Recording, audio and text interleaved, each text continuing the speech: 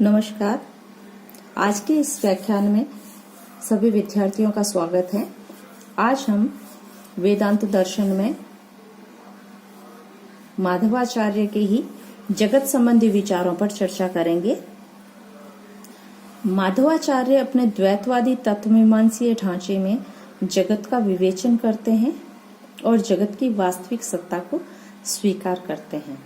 वे इस संदर्भ में जहां एक और शंकर के अद्वैतवाद का खंडन करते हैं, वहीं दूसरी ओर रामानुज की जगत विषयक विशिष्टाद्वैतवादी अवधारणा को भी असंतोषजनक कहते हैं। वे जगत विषयक शंकराचार्य की मायावादी अवधारणा को श्रुति बाह्य घोषित करते हैं। उन्होंने अद्वैत वेदांत के मायावाद, आभासवाद, अध्यासवाद, जगत मिथ्यात्व के विचार, सत्तात्रय के सिद्धांत को बौद्ध तत्व ज्ञान की पुनर्व्याख्या बताते हैं और ये भी प्रतिपादित करते हैं कि ये विचार बौद्ध दर्शन से अद्वैतवाद में प्रवेश कर गए। उन्होंने ये दिखाया कि शंकर का मायावाद बौद्ध शून्यवाद का विकृत औपनिषदिक संस्करण है। माधवाचार्य इस विषय में अत्यधिक उग्र हैं। वे जगत को मिथ्या मानने वाले अद्वैतियों को असुर कहते हैं। उनके अनुसार असुर ही कहते हैं कि जगत असत एवं निराधार है। तात्पर्य यह है कि माधवाचार्य अद्वैत वेदांत के जगत मिथ्यात्व के विचार को अस्वीकार करके जगत की वास्तविक सत्ता का मुक्त कंठ से गुणगान करते हैं। माधवाचार्य रामानुज की जगत विषयक विशिष्टाद्वैतवादी अवधारणा का भी खंडन करते हैं। उनके अनुसार रामानुज जगत की वास्तविकता को तो स्वीकार करते हैं, किंतु उनके विशिष्टाद्वैतवादी तत्वमीमांसीय ढांचे में जगत की वास्तविकता की न्यायोचित व्याख्या नहीं हो पाती है। माधवाचार्य का कथन है कि जगत के विषय में रामानुज का ब्रह्म परिणामवादी विचार अनुचित है। उल्लेखनीय है कि रामानुज ब्रह्म को जगत का निमित्त एवं उपादान दोनों कारण मानते हैं और जगत को ब्रह्म का परिणाम या विकार कहते हैं। माधवाचार्य का कथन है कि ब्रह्म के साथ उपादान कारण तो असंगत है, क्योंकि उपादान कारण परिणामी या विकारी होता है और ईश्वर परिणामी या विकारी नहीं है। पुनः ईश्वर को विकारी मानने पर वह अभीष्ट सत्ता नहीं सिद्ध होता है। तात्पर्य यह है कि ब्रह्म न तो जगत का निमित्त और उपादान कारण है जैसा कि रामानुज मानते हैं, और न अभिनिमित्तोपादान कारण है जैसा कि शंकराचार्य मानते हैं। माधवाचार्य के दर्शन में निमित्त एवं उपादान कारण परस्पर पृथक हैं। वे ईश्वर को सृष्टि का निमित्त कारण मानते हैं और प्रकृति को उपादान कारण। उनका कथन है कि ब्रह्म की अध्यक्षता में प्रकृति इस सृष्टि को उत्पन्न करती है। माधवाचार्य सत्य का लक्षण बताते हैं और उसी के आधार पर जगत की वास्तविकता का प्रतिपादन करते हैं। माधवाचार्य सत्य के मानकों का विवेचन करते हैं। उनके अनुसार जो अनुभव या प्रतीति का विषय है वह सत्य है। अतः प्रत्यक्ष अनुभव में आने वाली वस्तु को सत्य समझना चाहिए। अतः सर्वदा प्रत्यक्षण प्रतीयमान वस्तु, इसके आधार पर वे कहते हैं कि जगत सत्य है क्योंकि वह अनुभव में आता है, प्रतीति का विषय बनता है। इस प्रकार जिसका प्रत्यक्ष होता है उसकी सत्ता को स्वीकार किया जा सकता है। अतः जगत की सत्ता वास्तविक है। वे यह भी कहते हैं कि जो अनुभव का विषय नहीं हो सकता उसकी सत्ता भी नहीं हो सकती। इसी आधार पर वे बंध्यापुत्र, आकाश कुसुम आदि अलेख विषयों की सत्ता नहीं स्वीकार करते, क्योंकि उनका अनुभव नहीं होता है। माधवाचार्य ये दिखाते हैं कि नित्य एवं अनित्य दोनों प्रकार की वस्तुएं सत्य हैं, क्योंकि वे अनुभव का विषय है। वस्तुओं में नित्यता एवं अनित्यता का जो भेद है वह उनके निजी स्वभाव के कारण है। उनकी सत्ता के कारण नहीं है। पुनः माधवाचार्य सत का एक अन्य मानक भी बताते हैं, एक अन्य लक्षण भी बताते हैं। अर्थ क्रियाकारित्व को भी सत का लक्षण मानते हैं।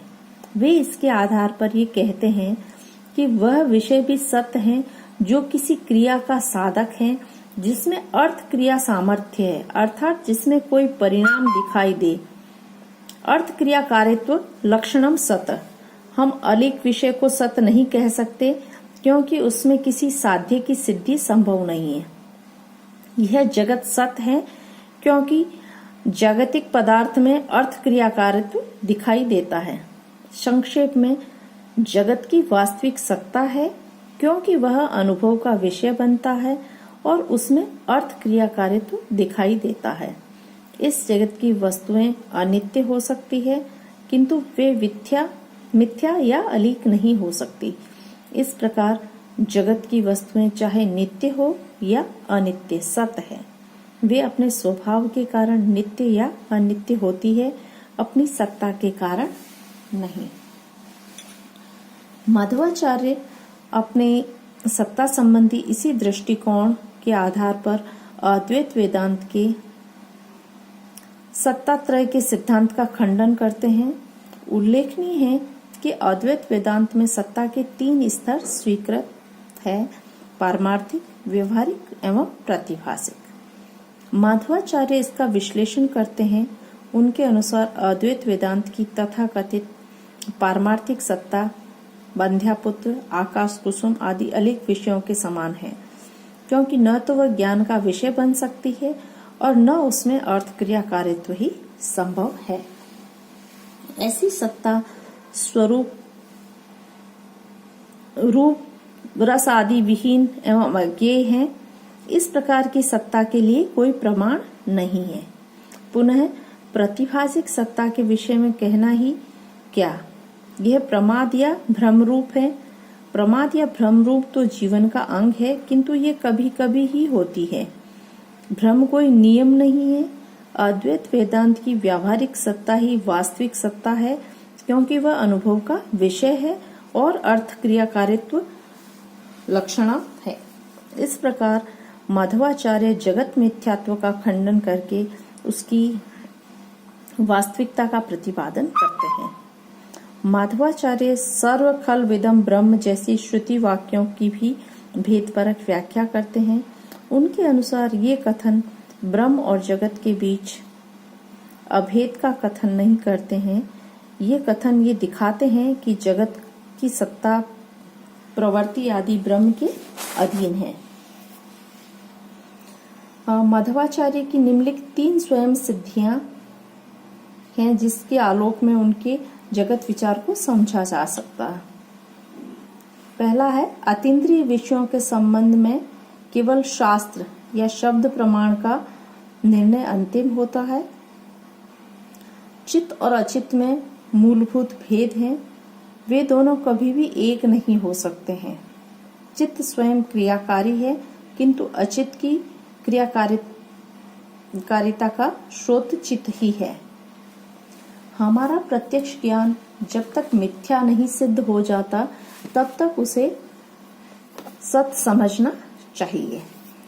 उपरोक्त स्वयं सिद्धियों के आधार पर विचार करने से उनके जगत विचार को समझा जा सकता है। इस जगत का निर्माण कैसे हुआ, उसका ज्ञान प्रत्यक्ष प्रमाण से नहीं हो सकता। अनुमान प्रमाण भी उसका ज्ञान करने में अपर्याप्त है। माधवाचार्य के अनुसार आगम प्रमाण अर्थात शास्त्र ही इस विषय में एकमात्र पथ प्रदर्शक है। शास्त्र की मान्यता है कि यह जगत ईश्वर की लीला है। ईश्वर अनादि काल से इस जगत का निर्माण कर रहा है।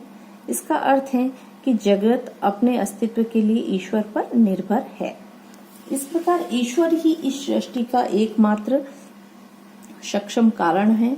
वह अपने मत के समर्थन में अनेक श्रुति वाक्यों को भी यहाँ पर उद्धृत करते हैं। पुनः माधवाचार्य ईश्वर को जगत का केवल निमित्त कारण मानते हैं। उनके अनुसार प्रकृति जो जड़, नित्य एवं परिणामी है, जगत का उपादान कारण है। प्रकृति ईश्वर की इच्छा शक्ति है। वे इसे माया या अविद्या कहते हैं। अविद्या प्रकृति का ही एक रूप या अंश है। इसके दो भेद हैं, जीवाच्छादिका और परमाच्छादिका। जीवाच्छादिका जीव के स्वरूप का आवरण करती है और परमाच्छादिका जीव को ब्रह्म के स्वरूप ज्ञान से रोकती है। विष्णु की पत्नी लक्ष्मी प्रकृति की अधिष्ठात्री देवी है। प्रकृति के तीन पक्षों सत, रज एवं तम की अधिष्ठात्री लक्ष्मी के तीन रूप श्री, भू और दुर्गा है। प्रकृति त्रिगुणात्मक, परिणामिनी, अव्यक्तम एवं पारमार्थिक है। ईश्वर की इच्छा शक्ति से प्रकृति ही जड़ जगत के रूप में परिणित होती है। वे भगवत गीता के प्रभाव में कहते हैं कि ईश्वर की अध्यक्षता में प्रकृति ही इस जगत को उत्पन्न करती है। महत अर्थात बुद्धि, अहंकार, बुद्धि, मनस, इंद्रियां, तन्मात्राएं एवं पंच महाभूत प्रकृति के ही विकार है। ये प्रकृति के पूर्व सूक्ष्म रूप से प्रकृति में विद्यमान रहते हैं। इन्हीं सूक्ष्म तत्वों से सृष्टि का आकार बनता है। इस प्रकार सृष्टि के सूक्ष्म तत्वों को विकृति के पूर्व प्रकृति में स्थित मानने के कारण माधवाचार्य सत्कार्यवाद को स्वीकार करते हैं, जैसा कि सांख्य दर्शन ने भी किया है। माधवाचार्य सृष्टि के विषय में पांच रात्र दर्शन के चतुर्व्यूहवाद को मानते हैं। वे सृष्टि के क्रम, विकास एवं प्राकृतिक के विविध प्रकार मानते हैं।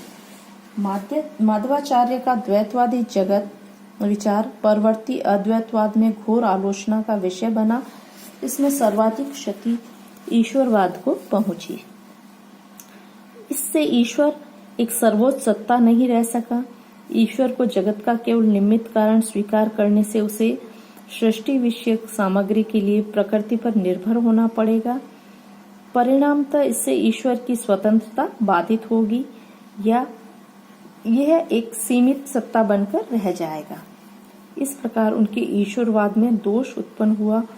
पुनः आलोचकों ने माधव के जगत विचार में कई अन्य कमियों की ओर संकेत